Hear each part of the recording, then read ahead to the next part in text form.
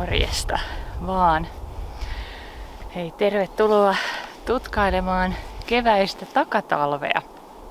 Mä lähdin tähän lähialueelle pienelle päiväretkelle.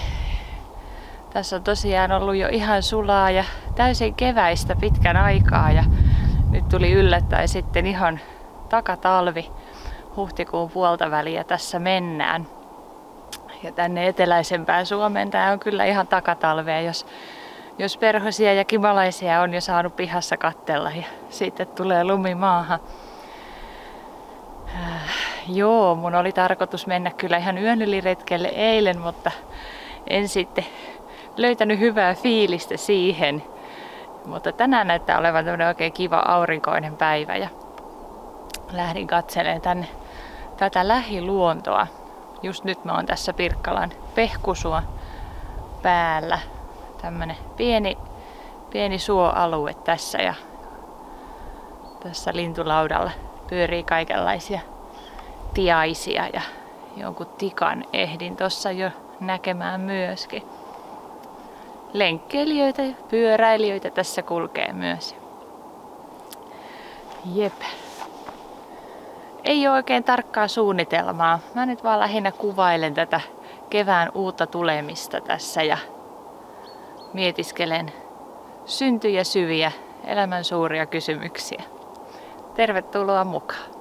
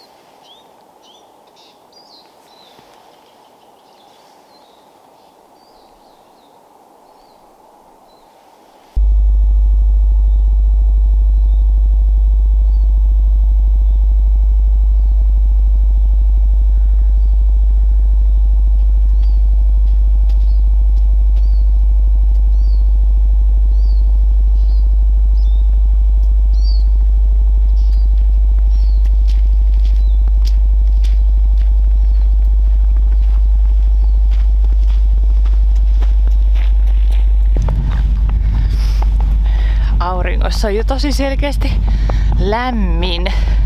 Sitten kun on vähän varjosampi kohta, niin ei ole sit yhtään niin lämmin siinä, mutta just tällaista, mitä keväällä onkin, että ei oikein tiedä, että onko lämmin vai kylmä ja sitten on helposti liikaa tai liian vähän vaatteita päällä. Olen nyt taas oikeastaan sähkölinjalla. Edelleen tässä Pirkkalan puolella selän taakse, niin siellä on Toivion aluetta ja tästä menee tosiaan hiihtolatu talvisin sitten.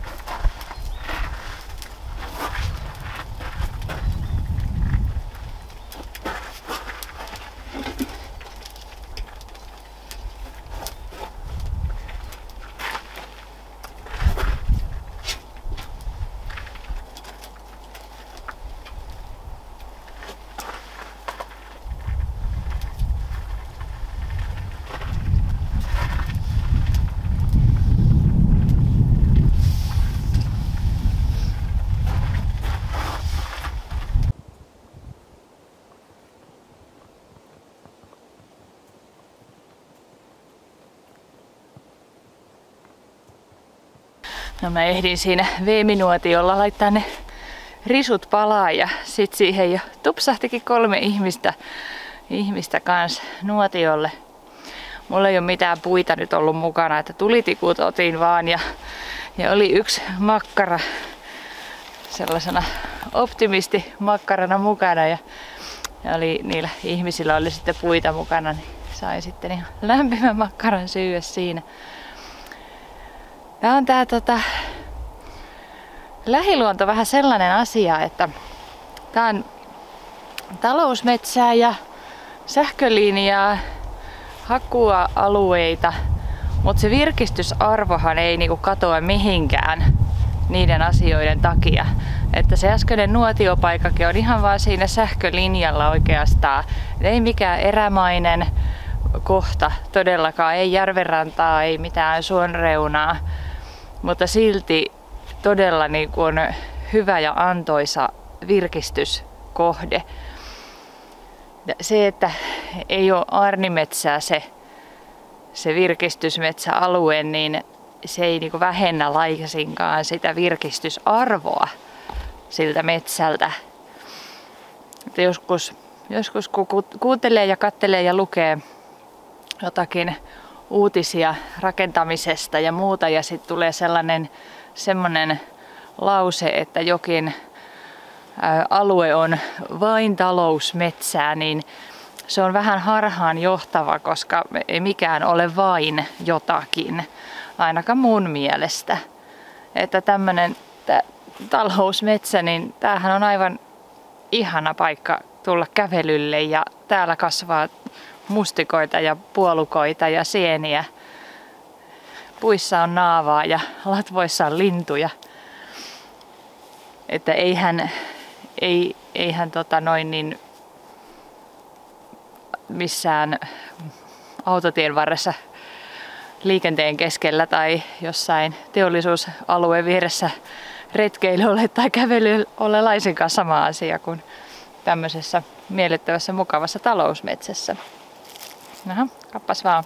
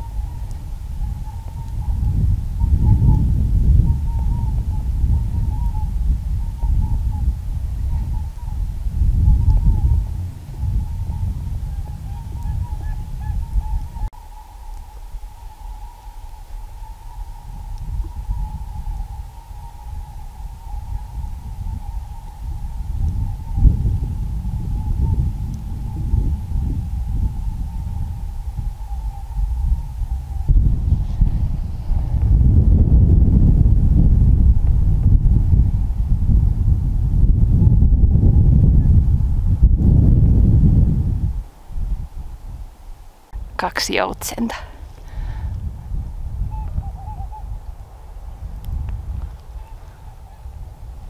On vaan paikkoja, joihin on aina palattava uudestaan ja uudestaan.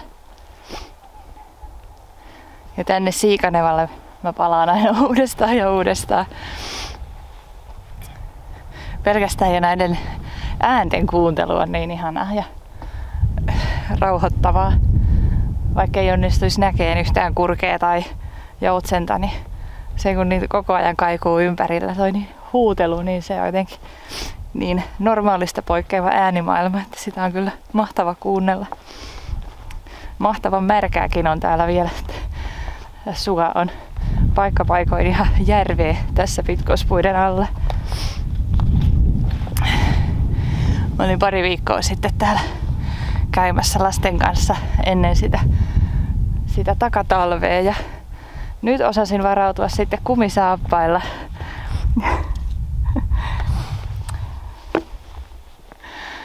Silloin oli niin märkää, että meidän oli lenkkarit ihan märät sitten kaikilla. Ja nyt sitten oikeanlaiset jalkineet. Niin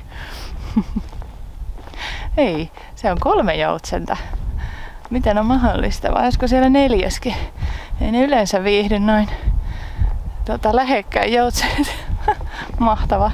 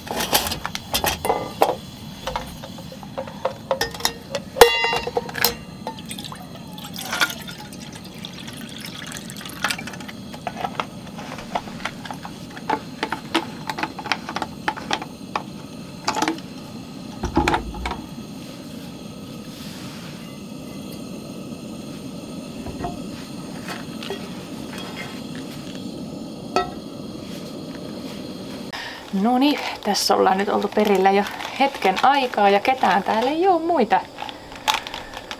Kello on nyt 4:15. Illaksi ja yöksi on luvattu sadetta, niin mä nyt pistän nuotion tässä kohtaa ja kokkailen tätä päivällistä, niin tulee savut just suoraan tänne laavun suuntaan. Mulla on lohta täällä ja perunamoussia, salaattia ja makkaraa tietysti sit vielä, että saa iltapalallakin. Piti kaupasta käydä ostamassa vettä, että sai noita isoja pulloja. Kaikki pullot on nyt tuolla Siman käytössä, niin piti mennä ihan sen takia hakemaan ja ostin sitten ihan lähdevettä. Ja mielestäni otin kyllä samasta hyllystä, mutta onkin hiilihapollista vettä ja siis ihan ruokakäyttöön, mutta täytyy nyt pitää tätä pulloa auki, että häippää noin hiilihapot tuolta. Toivottavasti ei kaadu koko pullo. Häippää sitten kyllä vedetkin. No joo, nyt mä otan tästä ihan eka kaakao vettä kyllä kuppiin ja laitan sitten muussit ja kalat sinne.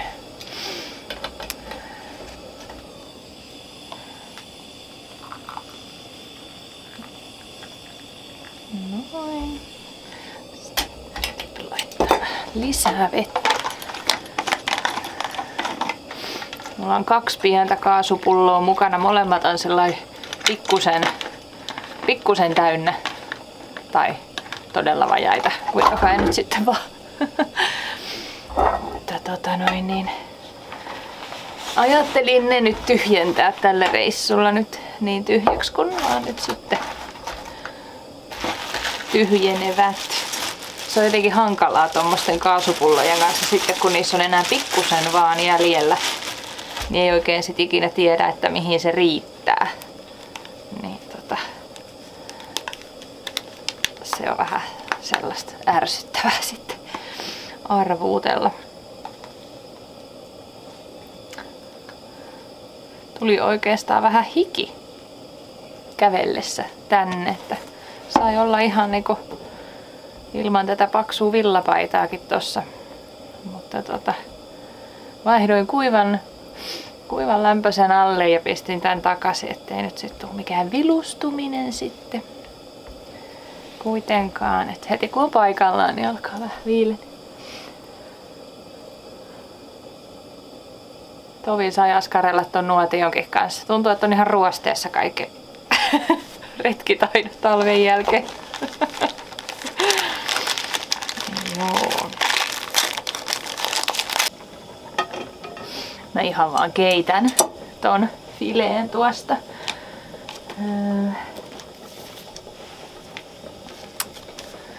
Ohenjuustoa salaatin kanssa. No nyt mä tarvin sen puukon sit kuitenkin.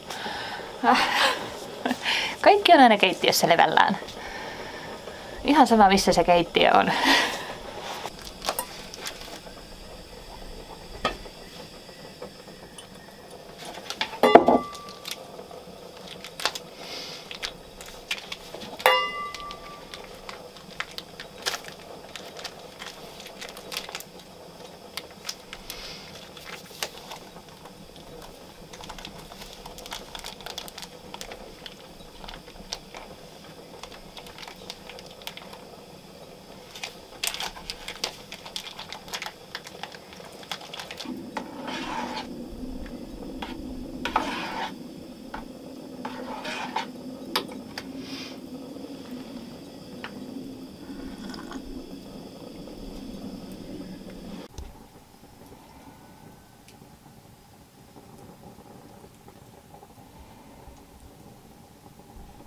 Ei täällä ehkä näin mukavaa olisi ollut silloin viikko sitten siinä räntäsateessa ja pohjoistuulessa. Kun ei ollut varsinaisesti varautunut ja ajatellut mitään talviretkeä, niin en ehkä olisi nauttinut näin paljon.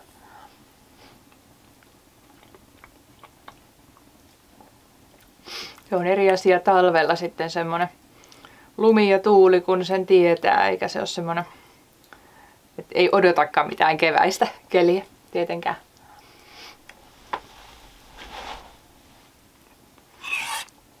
Eiköhän se kesä tänne Suomeen tänä vuonna tuu taas myös ainakin jonkunlaisena.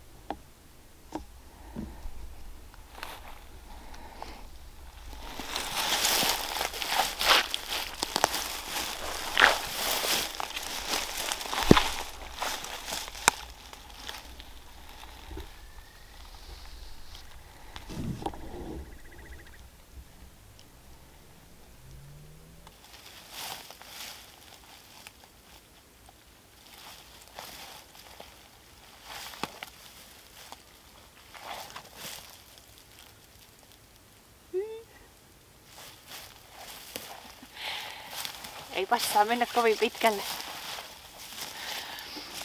Siinä on joku talviretkeilijä jättänyt merkkiinsä sinne. Hiiltänyt puu tuossa. On varmaan ollut hyvä talvella telttailla.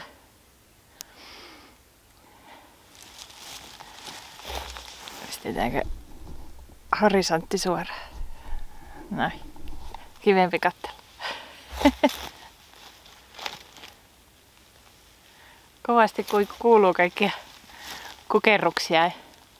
Yhtään en tunnista mitä lintuja ne on, mutta kiva niitä on kuunnella. Kiikarit jäi kotiin, niin ei voi edes tiedä. Tää on aika ruosteinen retki nyt kyllä jotenkin. Vääränlaista vettä ja ei ole haarukkaa ja ei ole kiikareita ja nuotion kanssa tuhersi vaikka miten pitkään. Kyllä se tästä pikkuhiljaa taas alkaa muistua mieleen. Huussin pöntössä oli hiiri yökä. Inhottavaa.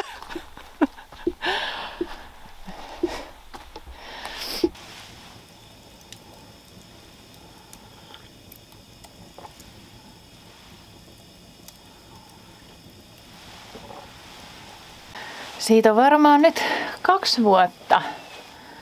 Vai 3 vuotta. Vai 4 vuotta. Kun mä olin täällä yötä viimeksi ja se oli mun se ensimmäinen, ihan ensimmäinen kerta, kun mä yövyin laavussa.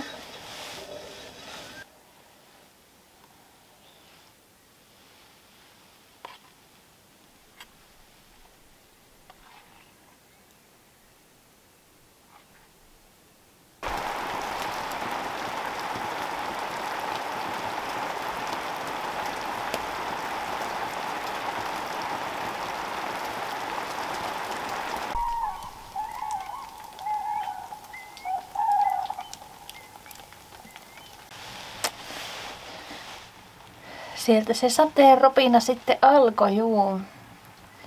Kello tulee tässä 8:30 oikeastaan jo. Tässä piipahti pari lintupongaria vielä. Lähtivät justiinsa takaisinpäin. Saattavat saada nyt hieman vettä niskaansa, mutta tuo on tämmönen pikkusade. Virittelin tarpin tohon oviaukolle jo valmiiksi, niin ei tuu sitten sateet sisälle. Ei ole juuri näkynyt mitään lintuja, joku joutsen tuossa lensi, mutta paljon on kuulunut. Yritän lukea tämä dekkarini loppuun tässä vaikka iltasella ja käydä sitten makuupussiin ja laittamaan niinku päivää pulkkaan niin sanotusti.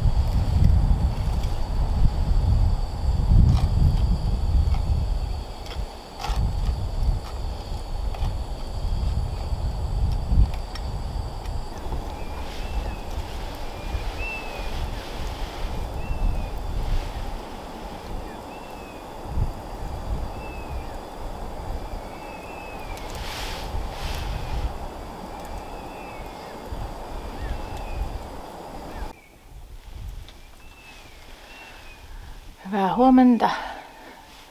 Tässä aamuhommia tehnyt jo jonkun aikaa ja ajattelin, että söisin sen lopun pottumuusin nyt tässä aamulla, mutta niin ei siitä tainnut tulla ihan muustia, lähinnä pottuvelliä.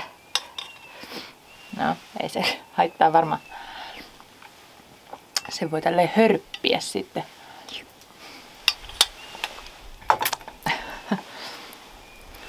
Joo, aika viileä yö oli, että varmaan on käynyt siinä nollan tuntumassa, että vähän väliä sai jotain tuolla lämmittää itteensä makuupussissa pitkin yötä. Kyllä mä nukuinkin, että ainakin 3 kertaa näin jotain unta, että olen nukkunut ainakin 3 kertaa joitain pätkiä. Ja niin. Joo, ei tosiaan ehkä toi kesäpussi vielä pelkästään, että jos menee sillai nollan tuntumaan lämpötila, niin jotain lisuketta se vähän kaipaisi siihen. Siihen kyllä. Mutta ei oli se mitään. Tää villapaita oli mulla siellä sillai irrallisena vähän niinku lisäpeittona sitten. Ensin se oli päällä, mutta tuntuu, että mulla tuli kylmä kun se oli mulla päällä, että se oli niin sit semmonen niinku tiukka paketti, niin mä otin sen sit pois ja laitoin vaan niinku sillai irrallisesti sitten. Aina vähän milloin missäkin kohtaa tuntui sit viileältä. Vielä ei ainakaan ole pilviverho mihinkään väistynyt, että katsotaan nyt sitten, että onko mä jo kotona ennen kuin se poutapäivä alkaa. Mutta ei tässä nyt kiirettä. Kiirettä on, että kun saa vähän ruokaa ja juomaa, niin rupeaa taas herää niinku henkiin tää ihminen tässä. Kylläpäs lähtee tukkaa päästä.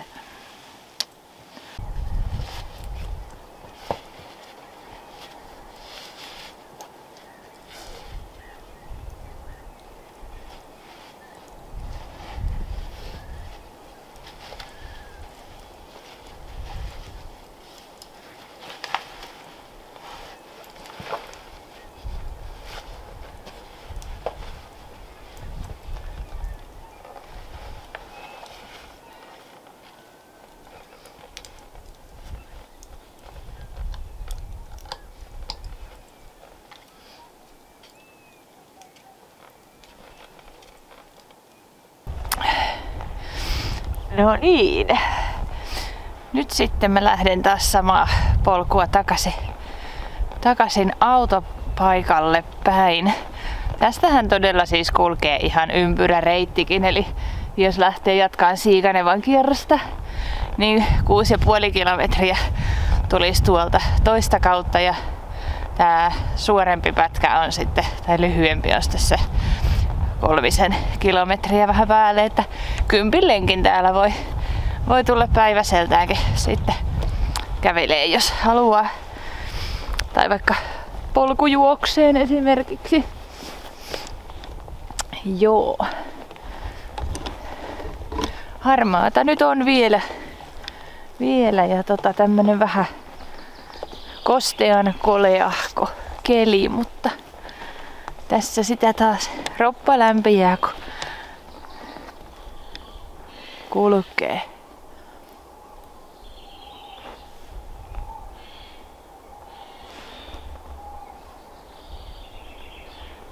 Muu luonto onkin jo enempi hereillä kuin minä.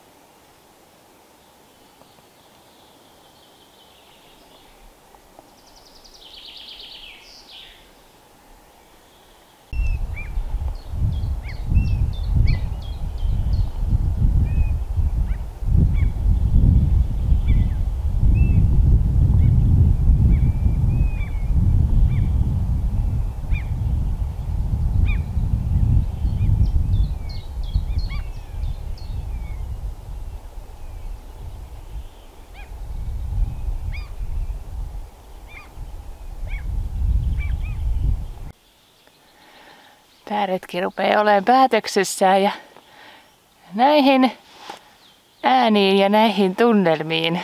Kiitos kun olit mukana Siikanevalla jälleen kerran kanssani. Nähdään taas seuraavilla videoilla. Moi moi!